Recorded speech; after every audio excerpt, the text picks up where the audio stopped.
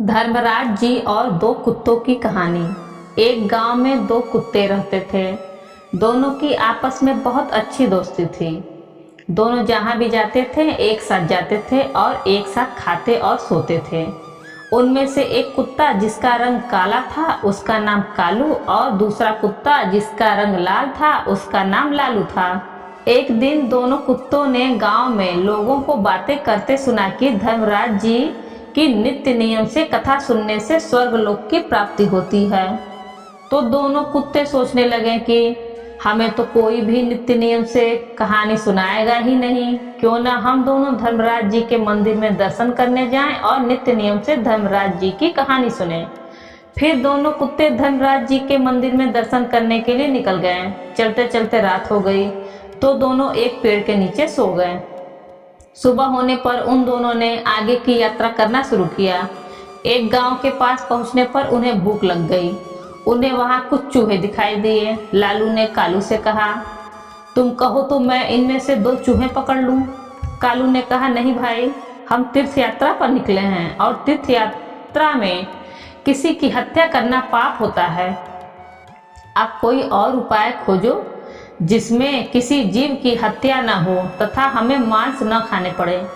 दोनों कुत्ते एक दोराहे पर रुक गए। वहां पर एक मंदिर था। कुछ देर सुस्ताने के बाद दोनों ने फैसला किया कि अलग अलग दिशा की ओर चलना चाहिए। जिसको जो मिलेगा वह खा लेगा। एक साथ चलेंगे तो दोनों में से किसी का पेट नहीं भरेगा। दोनों कुत्ते अलग अलग दिशा में चल पड़े। चलने से पहले उन्होंने तय कर लिया कि वह वापस आकर इसी स्थान पर मिलेंगे। लालू कुत्ता चलते चलते एक गांव में पहुंचा।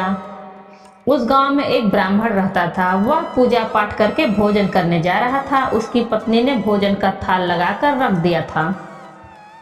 ब्राह्मण ने भोजन का भोग लगाया ही था कि लालू ने झट से उसके थाली में मुंह डाल दिया और एक रोटी उठाकर भाग गया। ब्राह्मण ने कहा, हरे राम तथा हाथ धोकर उठ गया। उसने अपनी पत्नी से कहा, बेचारा ये कुत्ता भूखा है, इसलिए आप यह थाली इसे ही खिला दीजिए। यह सुनकर ब्राह्मणी गुस्से से बोली, आप यह क्या कह रहे हैं? इस कुत्ते को इतना स्वादिष्ट भोजन खिलाएं? ब्राह्मण दया भाव से बोला, तुम ठीक कहती हो, पर यह भी तो भूखा होगा ना। तुम यह थाली इसे ही खिला दो। सोच लो, इसके ही भाग्य में लिखी थी। इसके पश्चात ब्राह्मण ने लालू कुत्ते को भरपेट भोजन कराया। लालू ने उसे खूब दुलार दिया। उधर कालू कुत्ता एक किसान के यहाँ पहुंचा। किसान अपने खेत में काम कर रहा था कि उसकी पत्नी थाल लेकर आ गई।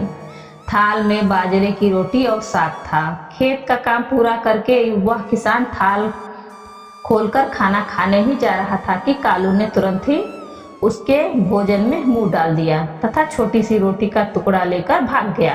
किसान गुस्से से लाल हो गया। उसने अपनी लाठी उठाई और गाली देते हुए उसे लाठी से इतनी जोर से मारा कि कुत्ते की कमर टूट गई। वह पीड़ा से चिल्लाने लगा। कमर टूट जाने के कारण वह भाग भी नहीं पाया। इसी बीच उसकी कमर पर 2-4 लाठियां और पड़ गई। कुत्ता अधमरा सा हो गया। लालू दोराहे पर खा पी कर मस्त पड़ा था। वह आंखें फाड़ फाड़ कर अपने साथी की प्रतीक्षा कर रहा था। उसका साथी उसे कहीं भी नजर नहीं आ रहा था। लाचार व उदास होकर वह दोराहे पर बैठ गया। थोड़ी देर बाद उसे कालू नजर आया, जो लपक लपक कर उसकी ओर आ रहा था। उसकी टूटी हुई कमर देखकर वह बहुत दुखी हुआ। उसने पूछा, भाई, तुम्हारे साथ ऐसा किसने किया? कौन है पापी जिसने रोटी की खातिर तुम्हारी कमर ही तोड़ डाली? कालू की आंखें भर आई। उसने पीड़ा से कराहते हुए सारी कथा सुनाई।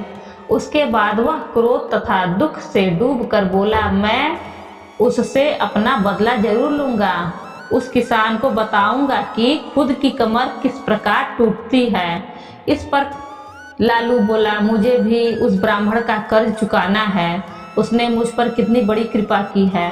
मैं रोम रोम से उसे आशीर्वाद दे रहा हूँ। इस प्रकार बातचीत करते हुए दोनों कुत्तों ने अंत में यह निश्चय किया कि उन्हें प्राण त्याग देना चाहिए, और यह कहकर उन दोनों ने अपने प्राण त्याग दिए। मरकर दोनों कुत्ते धर्म नगरी पहुंचे। धर्मराज जी ने उन दोनों कुत्तों को सूर्य के सुखों को भोगने का निर्णय सुनाया।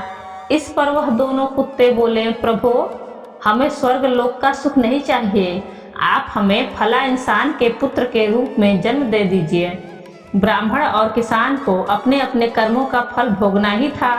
इस कारण दोनों कुत्तों को पृथ्वीलोक पर भेज दिया। कालू ने किसान के घर जन्म लिया। किसान बहुत प्रसन्न हुआ, किंतु उसकी खुशी अगले ही पल समाप्त हो गई, क्योंकि पुत्र के पैदा होते ही उसका बैल मर गया और पत्नी अस्वस्थ रहने लगी।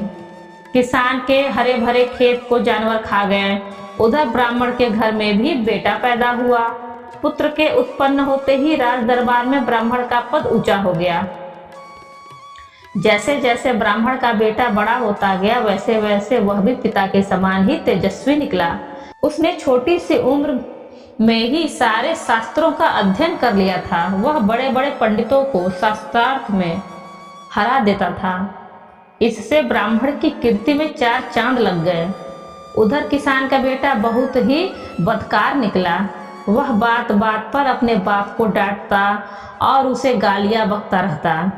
वह जुआ खेलकर बचे हुए धन को उड़ाने लगा। किसान बहुत दुखी रहने लगा। इस प्रकार जैसा हम कर्म करते हैं, धर्मराज जी वैसा ही हमें फल देते हैं। इसलिए अपने दुखों को देखकर परेशान न हो, बल्कि अगले जन्म सुधर जाए ऐसा कर्म करें। हे धर्मराज जी, हमारे द्वारा किए गए पापों को नष्ट करके हमें स्वर्ग लोक का सुख देना। प्रेम से बोलो धर्मराज जी महाराज की जय। दोस्तों, वीडियो को अंत तक देखने के लिए आप सभी को धन्यवाद। वीडियो अच्छी लगी हो तो वीडियो को लाइक करें, ज़्यादा से ज़्यादा शेयर करें और हमारे चैनल को सब्सक्राइब करें और बेल आइकन दबाना ना भूलें, जिससे आगे आने वाली वीडियो की नोटिफिकेशन आपको सबसे पहले मिल सके।